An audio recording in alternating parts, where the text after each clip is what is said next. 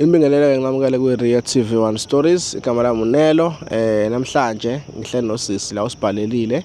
Nawe ungasibhalela email address esikhona ku-screen. Chaza isitori sakho ube straight to the point, ushare nenamba yakho ukuze ukwazi ukufonela sixhumane nawe. Mhlambe na one day ngokugcina usula kulesihlalo lesi uzosithola usizo ngenkinga yakho onayo, noma ngabe yiphi inkinga onayo, kodwa hayi inkinga ye-crime. So abantu ke siyacela bandla le video le sponsorship yaba EasyBet, bathi yo siyawathanda ama videos enu. I-link ikhona ku description. Create i-account yakho EasyBet, uyitholele u50 just nje ngokuthi ucreate i-account. Uma ngabe u-recharge u100 bazokunikeza u150 more, kusho u100 uzokwenza ugcina usuno 250 plus lo 50 lo ya for free uno 300 bafethu. Cela nijoyine bajabula ba-EasyBet, nani nijabule niwine imali yamahhala, niyathi i-TV ijabule kube njani. Bese futhi singadlali ngama-adverts ngoba nina aniwathanda ama-adverts aka-EasyBet, nithamosha isikhathi, nifuna udaba njalo njalo. Sisi wami ngisakubingelela, siyakwamukela kwi-Rio TV1 Stories. Ungalisho igama lakho, ama-character abantu if ukuthi uzokhuluma ngosibani bani ungamusho, ukuze sifune ukusuwa abantu la. Uyaphila sisi? Yebo ngiyaphila bhuti. No, nami ngiyaphila. Ngiyajabula uma uphila ngoba isitori sakho musibhala ngike ngafikelwa ukuthuka ngathi hey inkinga nje ngingayisolve kanjani nje thiwa yenzeka kumina, kodwa ke sizobona namhlanje ukuthi siphetha kanjani. Mhlambe umbukeli ekhaya ongazi ukuthi ubhale ngani uze ngani, obviously uyayibona caption njengamanje, uselindele ukwazi ukuthi kahle kahle kwenzakaleni. Mhlambe usichazele umyeni wakho nishadile noma nje cha umyeni womalobolo? Hayi, mina nomyeni wami sishadile nje siqede konke. Okay. So umyeni wakho ke njengoba ephela umsebenzi, uphela umsebenzi kanjani? Hayi, ithanda ukuba nzimani udaba lami. Umyeni wami wesebenza e-warehouse. Okay. Warehouse nje kwakukahle, besebenza thola ama-off nje, yonke into i-right, kujabulile ekhaya nezingane zijabulile. Kwawukuthi sekukhona manje izinto zasemsebenzini, wabona ukuthi akabe bayithathe bahambe bayoyidayisela abantu abasuke beyidinga. For extra income. For extra income, ukuthi nje abe naye namasentshana lapha ecaleni. So ngenkathi eseyenza lento kwawukuthi useyenza nomngani wakhe, hayi bayiqhuba. Emva kwesikhathi sebeyiqhubile kwawukuthi ene sebeyabanjwa. Babanjwa futhi umphathi wabo nje umuntu akangeneki noma kanjani, kwaba umuntu nje ukuthi bayaxoshwa same time. Wawuluza ngalo umsebenzi. Wawuluza umsebenzi nje futhi akukho ukuthi abuyele emuva manje. Wathi sephelele umsebenzi kusaqala izinto zaba muncu endlini nje nasekamereni, yonke into nje sekumabheketwana, akusemnandi. Wena ngaleso sikhathi buwenzani, busebenza ubuwenzani wena? Ngaleso sikhathi mina ngangenza ibhizinisi lami elokuthi ngibhake. So nakhona kuyena ongifandayo ngecapital yokuthi angiqhubeke ngipush ngoba ngaqala ngibhaka. Manje at the moment ngase ngifuna ukuthi ngibe sengumuntu owenza ama-cake. Kwangenzeka imishado nama-birthday. Kwangenzeka ngaleyo ndlela. Nami nje kwaphoqele ukuthi khona umngani wami engimaziyo. Umngani hayi masixoxa nje abe umuntu yabo ohlezi nje emuhle, econsa, egqoke yonke into nje yabo nje yonke into yakhe phambili nje. Semafona phambili. Nje yabo umuntu oconsayo ombuka ubona ukuthi yabo nje lo akana stress, azikho nje inkinga. Hayi, wangibuza ukuthi mngani khona nangu umsebenzi omele uwenze, ungawenza na? Hayi, ilapho zaqala khona inkinga. Uma efika lo msebenzi kanje usazowusho ukuthi umuphi umsebenzi lo, mhlambe yena ngaphambilini wakutshela ukuthi yini uyawenza? Wengadalula okuningi emvamseni, isikhathi esiningi nje umuntu ohleze fonelwa yabo abe busy, kodwa futhi noma uhambe naye abe umuntu ukuthi hayi mngani ngiyahamba noma 30 minutes akushiye kwi-restaurant, hayi ngiyabuya yabo. So wengaze angidalulele lutho ukuthi wenza mhlambe umuphi umkhakha thizeni. Okay. umsebenzi esekuofarisha wena noma esekunikeza ithuba esekuchazela ngawo waphatheka kanjani ukuzwa ukuthi mkhulu umsebenzi ofana nalo? Yo, hayi ngavele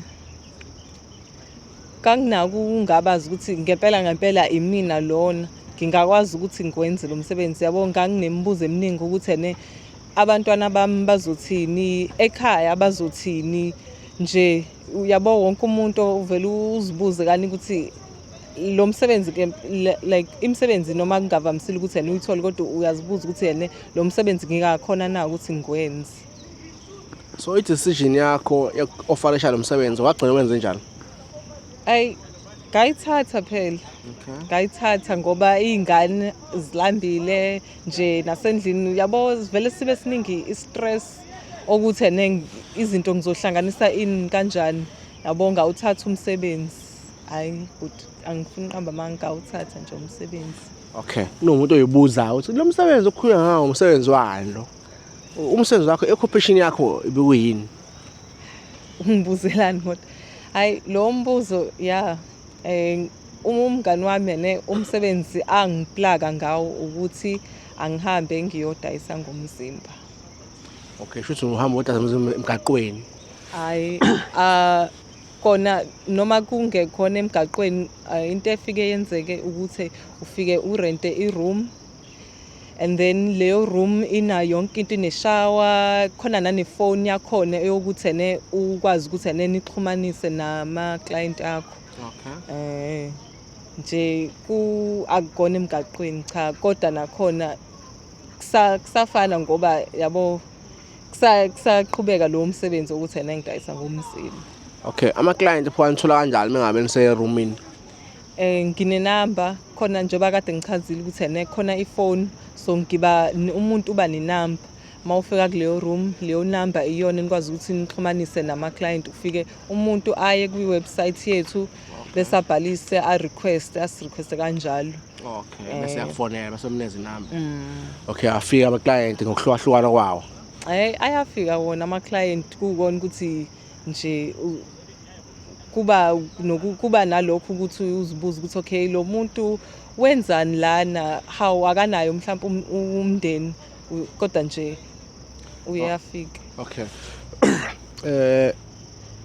Ekhaya bathini, umkhonyana uthini, wazi ukuthi wenzani wena? Ngathi kumkhonyana wami ngisebenza kuma-call center. Ngangenzela nakhona ukuthi angabi umuntu ukuthi ale ngifonela njalo mangithola ukuthi uzovela umuntu othanda ukuthi ngaphambilini ngathi ngifanalela business angicheck-e adlule ukuthi ilunch sengiyidlile na, nje noma adlula angiphathise something. So ngavela ngathi ukuze nje ngikwazi ukuthi ngingabi na stress esiningi, angimtshela ukuthi ngikoma-call center. Kunomuzi, lo muzi khona nabanye amantombazana ahlukahlukene nje, uze bese uzowenza i-service ama-client wakho from ekuseni qala u-8 and then ngishayisa ngabo-6. So nje uyamagine ukuthi usuku lonke nje ngibhizi ngisemsebenzini nami. Usho kahle wena uphuma ekhaya ekuseni, ugibele emsebenzini, futhi usebenze, uphume ushayise entambama, ubuye nje normal person. Ngibuya umuntu nje okade ekade sebenza e-call center, ngibatshela ukuthi ngikhathele, kade nginosuku olude. Manje phela umkhonyana mebuya naye akafuni mhlawumbe ukuthi athi ukuthi yabo njengomkhonyana phela. Noma siye yabo siwenzene into zasekamereni, kodwa akusafani njengakuqala.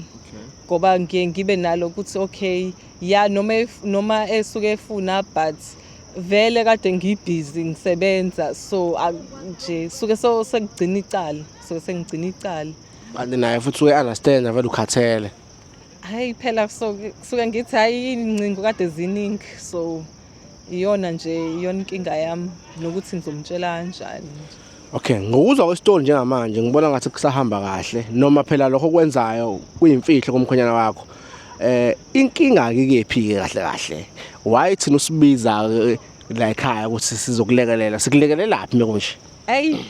Emsebenzini wami omusha ngathi ngiqala senginesikhathi kona ukusebenza nje futhi nemali yayingena. Kanti kule site kuzovele umngani wakhe eze awube umuntu obhukhayo. Nakhona umuntu yena ngabona sesifikela qathatha erumini ngoba nje usuke unganakile wena usuke ujabulela ukuthi okay iclient lisuke lidinga leyo service. Awumzwanga efonini wayezwa nje umuntu nje normal. Hayi ngezwe nje umuntu ubhudi nje odinga iservice nami engamprovidela yona.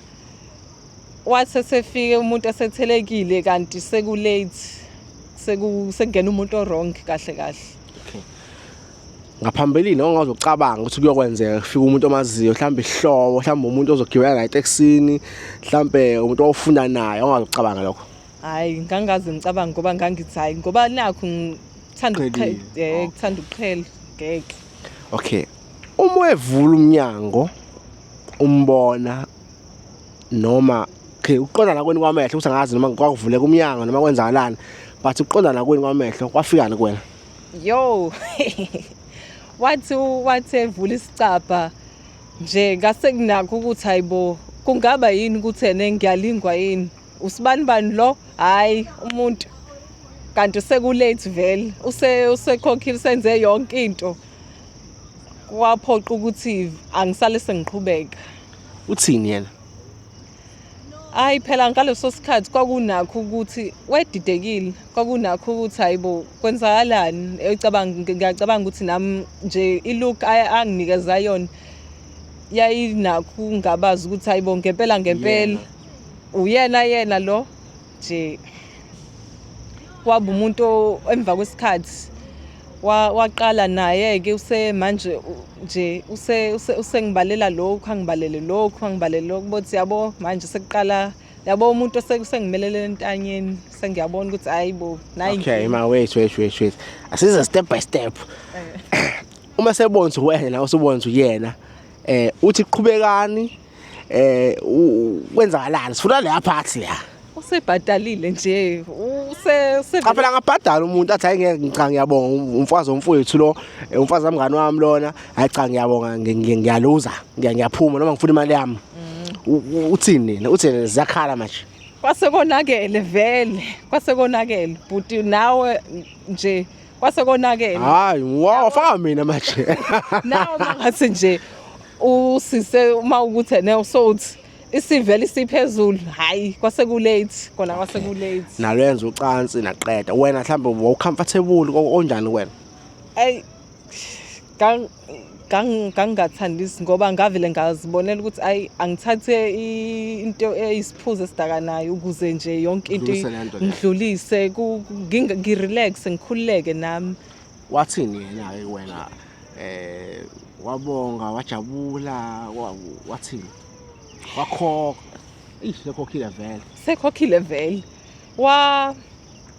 nje ngicabanga ukuthi emva kokuthi ene senze lokho waba umuntu wangibuka nje ngelinye ilisi kwangathi angazi unokunyanya nje ngoba manje futhi sekunanenkinga useyaqhubeka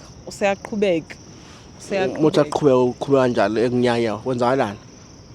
Nje ngikhumbula ngokuthi emva kokuthi ene sefikile lapha emarumini wabe sefika endlini sasine umnyeni wami wenebrayi nje into encane ayisenza amabrayi nje angazi kwawenzekeni ngithi ngiphume ekitchen ngiphumela phandle egcekeni ngiyobanikeza izinto hayi umuntu yabo useyangibuka ngenye indlela uyahalela ngiyacabanga ukuthi kwakukona ukhala ngafike ngabanikeza izinto egcekeni bese ngabuyela ekitchen ngithi mase ngike ekitchen ngibhizi umuntu imvamisa ene bajwayela ukuthi ene basebenzise indlu yangaphandle engaphandle egcekeni hayi kulokho umuntu wazingenela endlini wangicifela ilihlo nje uyambona ukuthi kunokhala phakathi lana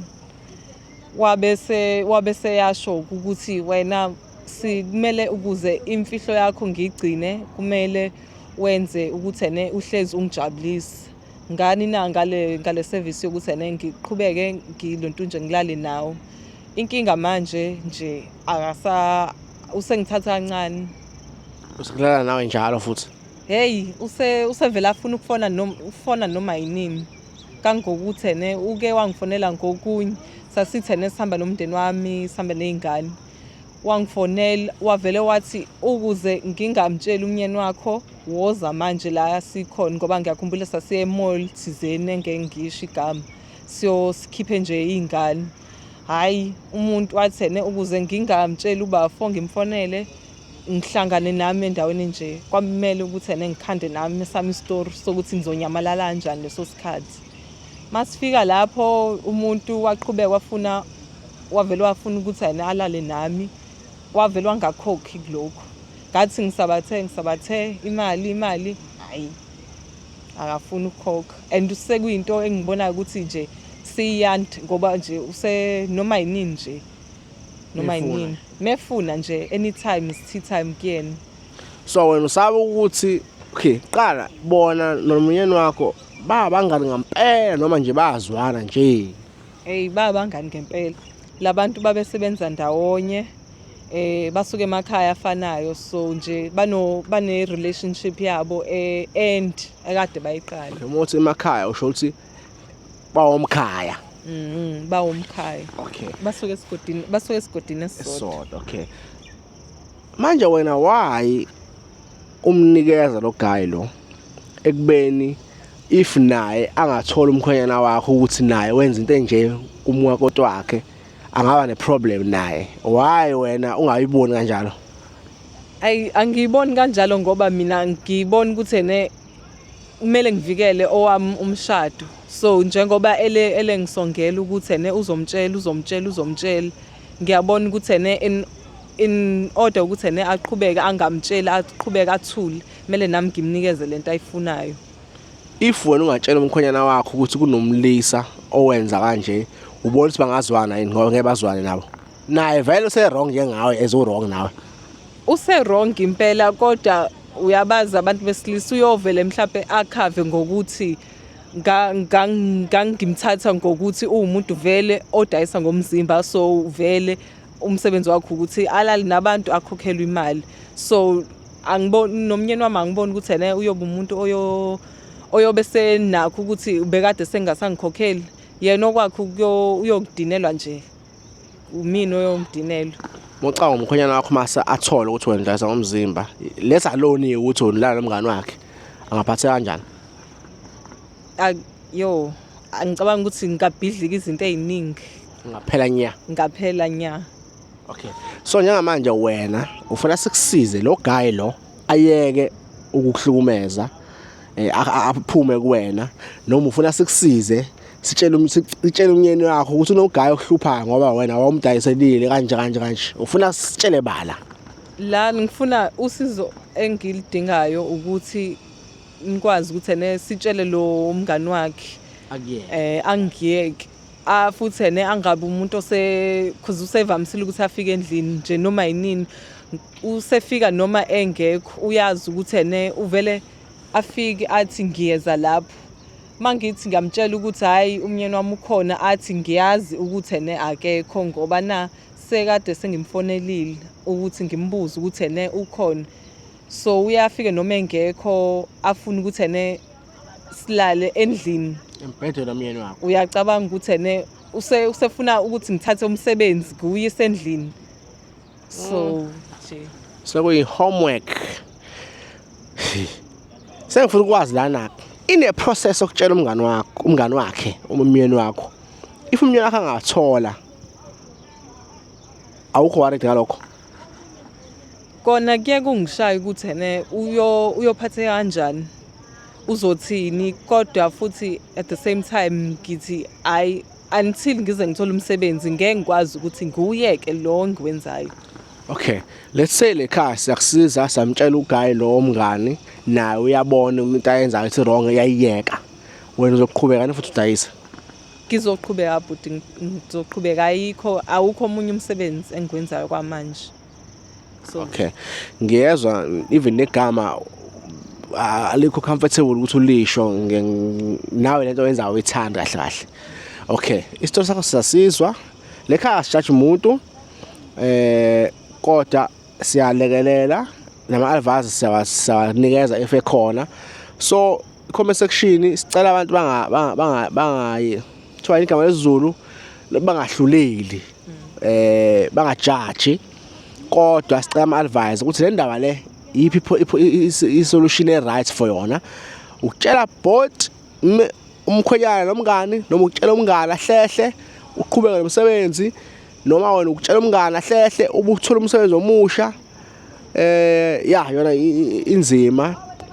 inzima ngoba asifuni ukubukeka emphakathini as if nathi sigqugqumeza into engekho right. Udasa umzimba awunisay into e-right, kodwa futhi ngeke ngize ngigxeke ngoba ilungelo lakho gcina usuku, ngoba umzimba wakho futhi ngeke ngikwazi ukutshela wenza ngomzimba wakho. Kodwa ke sasiza isitori sakho nama-comments wafunda, kodwa ke ubhuti lo omunye sizo-arrange naye sihlangane sikwazi ukuthi umbikele lo daba lo ukuthi wena uzizwa kanjani, ufisa kwenzakalini. Then soyithatha from lapho-ke. Hayi, ngingabonga kakhulu ngoba hayi bantu ubhuti nje ngiyakubona konke ngabe anginankinga ukube kuthiwa mhlambe uya ku-website njengabantu bonke afike abhukhe bese nje shishayela into yethu kuleya room yethu nje siqhubeke. Kodwa manje lo ukuthi ene usethatha izinto afune nje ukuze endlini kube ngathi ene nje inomikephi Ajangakhokhi futhi. Leyo kungakhokhi ngivele nginyanya kakhulu, ngivele nginyanye nje kakhulu. So wena unankinga uma ngabe yenza lento le ngendlela ekuyiyona akhokhe? Anginankinga ngoba vele uwona umsebenzi wami. Inkinga yami i-10 ukuthi akakhokhi, why engangikhokheli. Kahle into esingayenza mhlambe enye ukuthi sina sibale izinsuku oselelane nawe ngazo, siyofuna ibalance. Kodwa ke cha, ijoke yami leyo engahlekisi kakhulu. Ngiyathemba labantu mhlawumbe ngeke bahlekise. Sizami sikuzwile egcina usuku. Siyabonga isikhathi sakho, siyacibonga nesibindi ukuthi uzotshela naso sithembe. Sizobuya ngokuzayo. Comment section sihlangane khona. Ngithi nje till next time, stay blessed.